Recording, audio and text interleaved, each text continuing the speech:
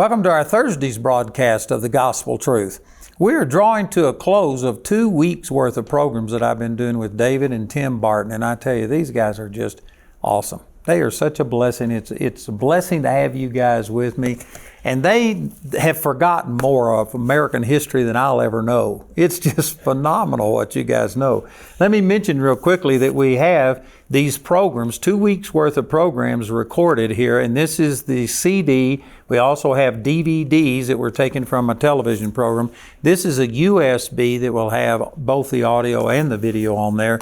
And then we're also giving away this little booklet, and this is based on 3 prophetic words that the Lord gave me about the third great awakening. And David and Tim, they also believe that we're already in the third great awakening. I remember one of the points that you made on a previous program when I had you back in 2021. You said most people don't know that they're in an awakening until, decades later, looking back.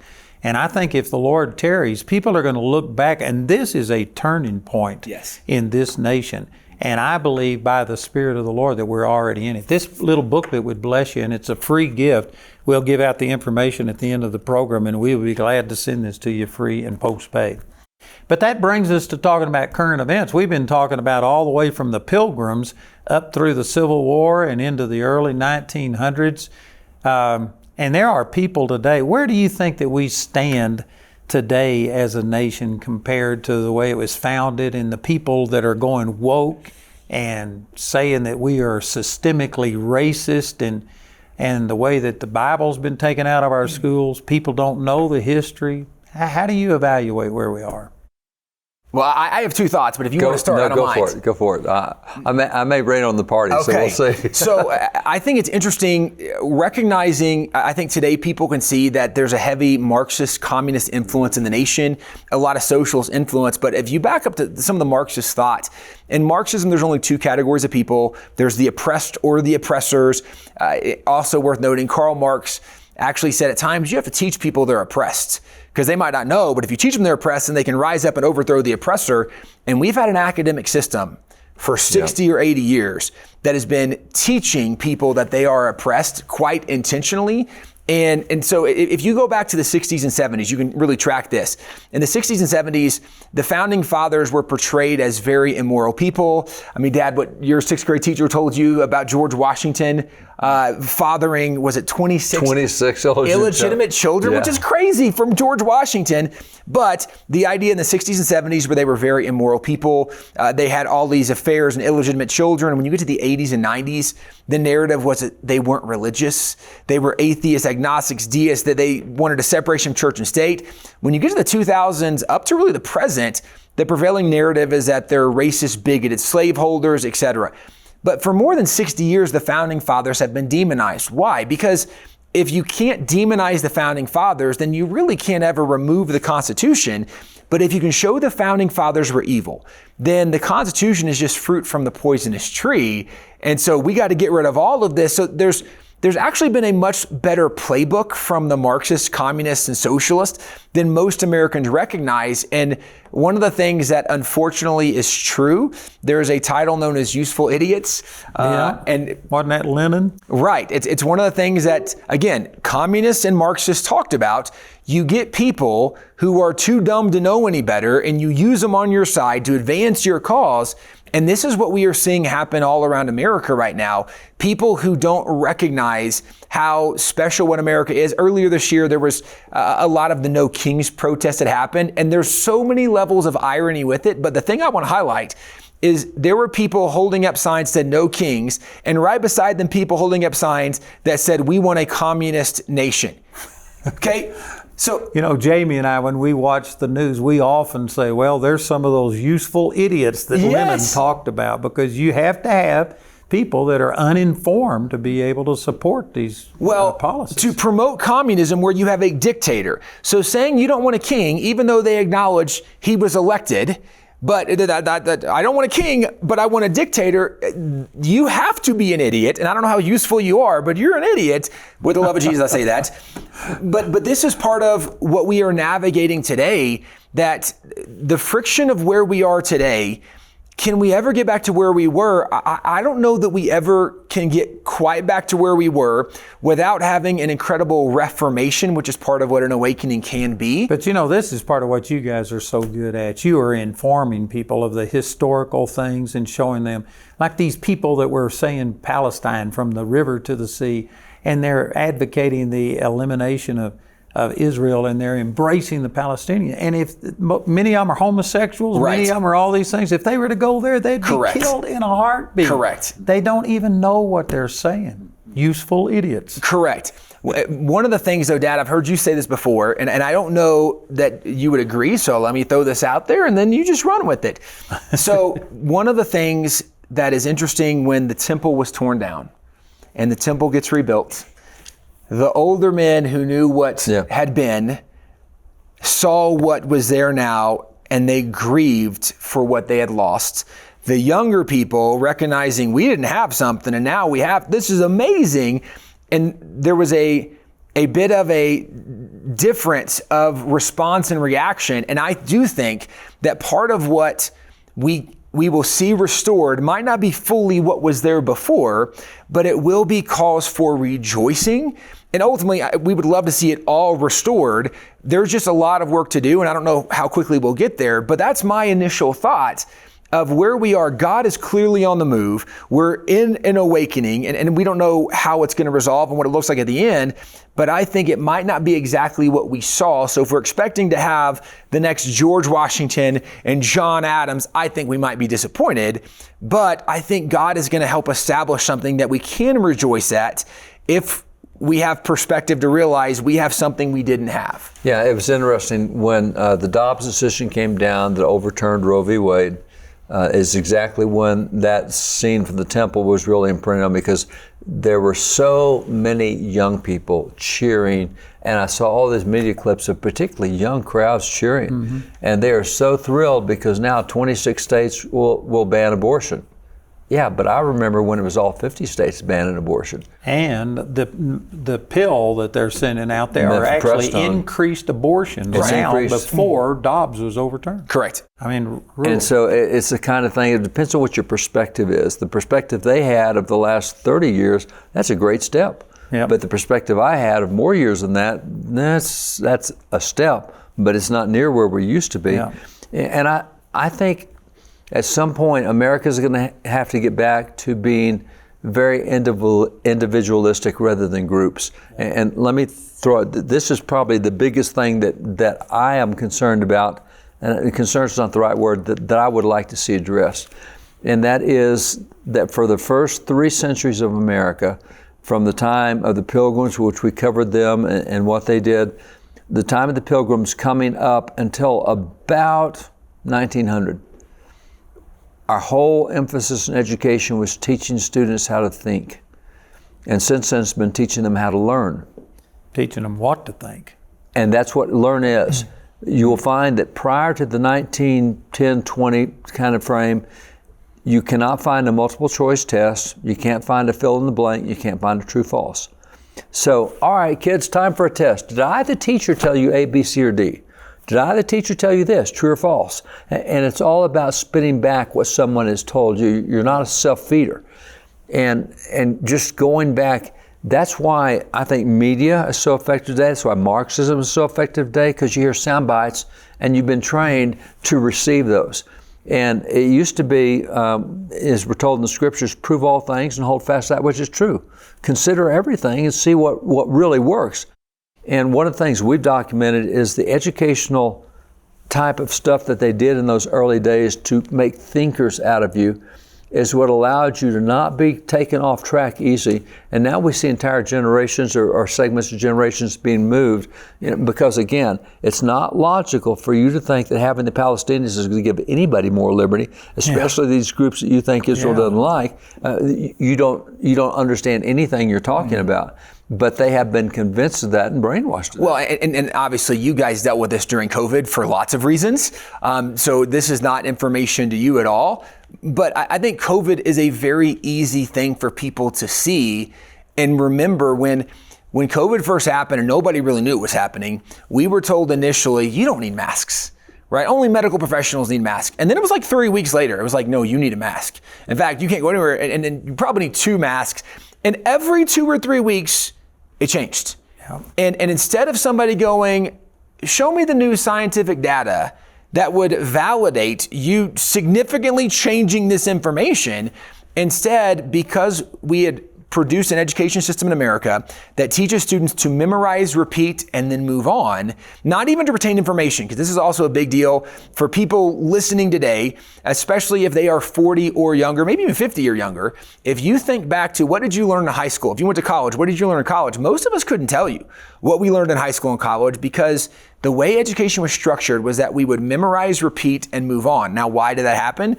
Part of it happens because of the second industrial revolution at the turn of the century, back in the early 1900s. When you have Henry Ford that has Model T, they have the assembly line. Up to that point, education had been teaching people how to be critical thinkers and problem solvers. And so then if we were all thrown on an assembly line and they're like, hey, do it this way, we might look and be like, I think it's actually smarter and faster to do this way. And it frustrated some of the managers. And they said, just shut your mouth, do what you're like, just screw the nut and bolt together. And so there was a concern from these assembly line directors that we have to change what we're doing, because it's bringing too much frustration to what we are trying to create. And so Rockefeller is the first guy that gets involved in this. Rockefeller in 1903, he starts the very first educational foundation. He put $1 million in 1903. By 1907, he'd put more than $90 million in. That was back then $1 million. So astronomical amount today. And their goal was to change education. And the guy that was the director of this educational foundation, he gave a speech where he said, our goal is not to produce better mathematicians, better philosophers, or poets. And he goes through this long list. He says, instead, our goal is to produce better workers in the factory. And this is where they then figure out, how do we do it? They introduce these new academic concepts that, well, let's have students memorize and repeat. So true, false, multiple choice, fill in the blank. Before that, everything had been about content mastery. It had been about critical thinking, problem solving, and also when progressives took over, it used to be that school only went to level 8. It wasn't even really grades yet. It was 8 levels. Most kids finished school between 11 and 13, maybe 14 years old. And in the early 1900s, progressives said, we're going to need them in school longer. And actually, we should extend the school year. And let's not do levels, let's do grades. They changed the whole pedagogy. And the reason was they were trying to produce a different result. And what they have produced is a society that now has learned to trust the expert. It's your teacher, right? You do whatever the teacher says, you memorize and repeat. So we've been taught to trust the experts, to memorize and repeat. But I will say, even in the midst of us being in a third great awakening, I think one of the hopeful things in the midst of this is, in the awakenings, God was always stirring up people, and new things were happening that were counter to what some of the cultural direction and narrative was. And right now, there are more kids homeschooling. Yeah. There are more kids tripled since COVID. Right. Classical education. Yeah. So many principal things. approach, but there's more kids in Christian school and alternative education. And so there is a growing movement of people that are recognizing the brokenness of the system. And you can't fix a problem you don't know exists.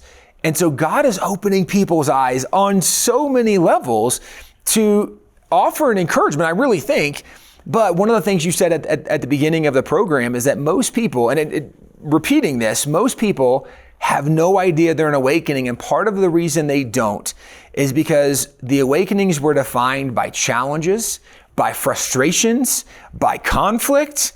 The awakenings weren't defined as this really obvious, evident move of God where everybody is now in unity and we're all in agreement, where even when one of the things that might be a really good evidence for somebody, when the Charlie Kirk Memorial happened, and it was the largest church service in world history, where 100 million people live stream it at this point. It's nearly 2 billion views that they think probably people have seen this thing. It's incredible. In that moment, it was so evident, okay, God is doing something. Because when you have the political leaders of the nation, after 4 hours of worship, right? But the political leaders are there. There was more than 4 hours. Were you at it? Well, I was at the thing, and they had 4 hours of worship before the 4 hours of worship that they televised. And I tell you, people were on their face. Yes. Yeah. It was awesome. Andrew will be right back after these messages. Hello, this is Andrew Wommack, and I just want to thank you for watching us on YouTube, and I want to encourage you to share. This will help us reach more people. Also, you can tag someone. We have people that listen and write and correspond with you, and we would encourage you to do that. We'd also like to see where everybody is watching this from all over the world. And then also we would like to ask you to partner with us. There's a spot right there on the screen that you can check, and you can designate a certain amount. But it costs a lot of money to do the things we're doing, and we would encourage you to please join with us. I believe that you'd be blessed and you would be a big blessing to us. And now, here's Andrew. We were asked to speak at an event, and most of the event where we were was going, and we thought we would just watch on TV. After we watched it on TV, we thought, man, I wish we would have gone. we should have been awesome. there. So what you're saying is, I don't think this happened organically. This is, of course, orchestrated by the devil, but there are people who are intentionally trying to destroy the foundations of this nation. And I think it was, who was the guy, the educator? So Dewey was one of the educators, yes. And anyway, it was intentional what he was doing. Yeah. And you guys, again, could give all the details. But in the 50s, they read into congressional record what the 50 points of communism are. And I mean, you can just check them off. Right. This has been intentional. Yes. And I'm sure that there's some people that know exactly what they're doing, but then there's a lot of other useful idiots. But you know what? I think one of the best things you can do is inoculate yourself. You don't have to be part of a group that gets inoculated. And I think one of the best ways of doing that is learning to ask questions. We don't do that much. We go, oh, that's interesting. We don't say, where'd you get that? Do you have any testing that shows it works? We don't do that. And so one of the things I think stands out is when you look at Jesus, I saw a list where that Jesus asked 339 questions in the Gospels. He rarely answered questions. He did some, but most of them it's just asking questions, think about it, and that kind of ends the argument. And one of the things that when we were looking back historically with all these documents we have, maybe one of the goofiest ones that I love the most is from John Quincy Adams. He's an 18-year-old kid at Harvard. He's in his senior year, and they're having what's called a forensic. And back in that day, that's a formal type of debate between two students. One takes one side, one takes the other. And it doesn't matter what side you believe. You take for, you take against, or you flip it, whatever. And so it was to show your academic acumen, your prowess. How well can you form an argument regardless of how smart or dumb the topic is, right? So it's better to have the handle on the right side versus the left side of the cup. It could be a dumb thing. It doesn't matter. How well can you make that argument? This is what they're walking into. So John Quincy Adams, the guy he's going to debate in 2-hour debate, each of them get 1 hour, is going to be the next night. It's going to be an 8 to 10 o'clock debate at Harvard. And so John Quincy has one side, and he really just writes the other guy and just trash talks him. He's like, I'm going to mop you with the floor. You don't stand a chance. And it's just trash talking. But what it is, the debate for 2 hours is over a stalk of asparagus. Asparagus is green on one end, it's white on the other. John Quincy Adams for 1 hour has to defend the thesis that God wants you to eat the white end first. The other guy has to defend the thesis God wants you to eat the green end first. What's that do? It makes a thinker out of you. So the topic's not important. It's just, yes. I can see the weaknesses in your argument. I'll point them out. And, and so that thinking process, they don't do that. See, again, it's that multiple choice, fill in the blank. You just repeat back what I told you.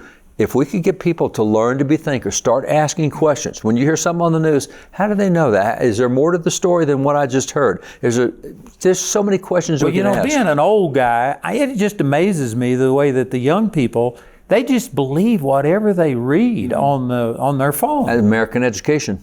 It's unbelievable. I was giving a testimony about something that happened to me, and somebody Googled it to see if it was correct. And they said, that's not right. And I said, I don't care what that says. I was there. I know what the truth is. And just because it's online or something, people believe it's the truth. And man, there is so much misinformation out there. It's terrible. Well, and this is why having an objective standard of truth also matters. Because one of the things that the reason America is really floating in so many directions right now is because when we remove the objective standard of truth and we say, well, truth is just subjective, it's relative, this is your truth, it's my truth, it allows lies to permeate at deeper levels when we're saying, well, I don't know, when you have a Supreme Court justice who will not define what a woman is for whatever ridiculous they should reason. have kicked her out right then. They should have. That's terrible. What was it you said while we were eating? That's like a vet. Say that. Oh, yes. It's like if when she was going through Senate confirmation and they said, will you tell me what a woman is? She says, well, I'm not a biologist. I can't answer. And the 𝗣𝗿𝗆, which is a great satirical online publication, they had a post, and I think is where I saw it. And it's equivalent of someone saying, well, I'm not a vet, so I can't tell you what a dog is. You're like, well, you don't have to be a vet to know what a dog is. It's so ridiculous. That's but awesome. we live in a culture that is really adrift because we're not anchored to truth anymore. And to your point, when people are now just looking up to see what they find online, and the algorithms on people's phone, the AI right now is crazy, and it knows what people do and don't like. It will give them confirmation bias of what they are looking for on their phone. And so people live in these bubbles, these echo chambers, not realizing that there might be another side to the story, that there's something else out there. And this is true with so many people that are building a platform, wanting to be preachers or teachers of the Word of God. And so much of what they say is not what the Bible actually says.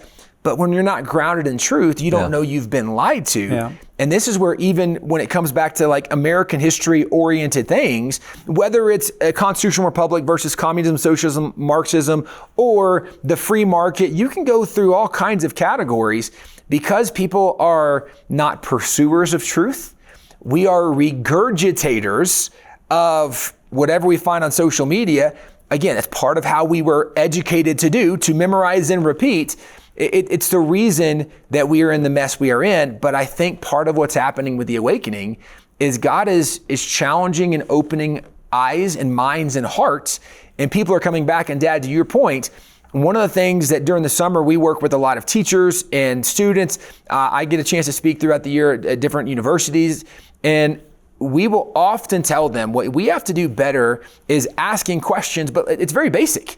If somebody says something, is it true? How do we know? What's the source? Is there more to the story? What's context? They're not very hard questions, but if we ask some very basic questions, we can find out pretty quick, oh, that's not what happened.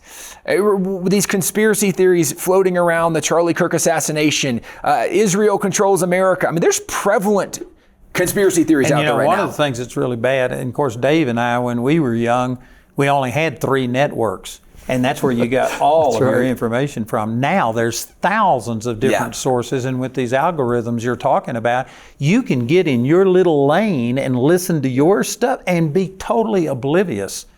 I've watched some things on television where they come up to the people and they say, who was the first president? And they don't have a clue. Right. Who did we fight in the Revolutionary War? And they'd say Spain. Yeah. I mean, basic things. Correct. And these people are just living in their world, and they're totally oblivious. That's the reason what you guys are doing is just critical. I appreciate you so much. I'd like to encourage you to get some of these products that we're offering. We're giving away this book entitled The Great Awakening. This is 3 prophecies the Lord gave me about how that we're already in a great awakening. And I'm giving this away as a free gift, free and post-paid. And then we also have the programs from these 2 weeks that I did with David and Tim Barton. And I have CDs, DVDs, and then we also have the USB that will have the audio and the video on there. If you'll listen, our announcer will give you all this information, and please call or write today. To get the teaching on today's program, call our helpline, visit our website, or scan the QR code on the screen. If you're being blessed by this teaching, I'd like to ask you to pray about becoming a partner with us and helping us. It costs a lot of money to do all the things that we're doing. We're reaching literally around the world, and when you become a partner with us, it's not only about you receiving, but you're helping us to reach farther and deeper with the gospel than ever before. Praise God, now we can reach over 7.3 billion people. We get testimonies from people all over the world, and we're just touching people by the millions. When you sow money into this ministry, you're going to reap a huge reward. So pray about it. If the Lord says so, join with us and become a partner with Andrew Wommack Ministries and Charis Bible College.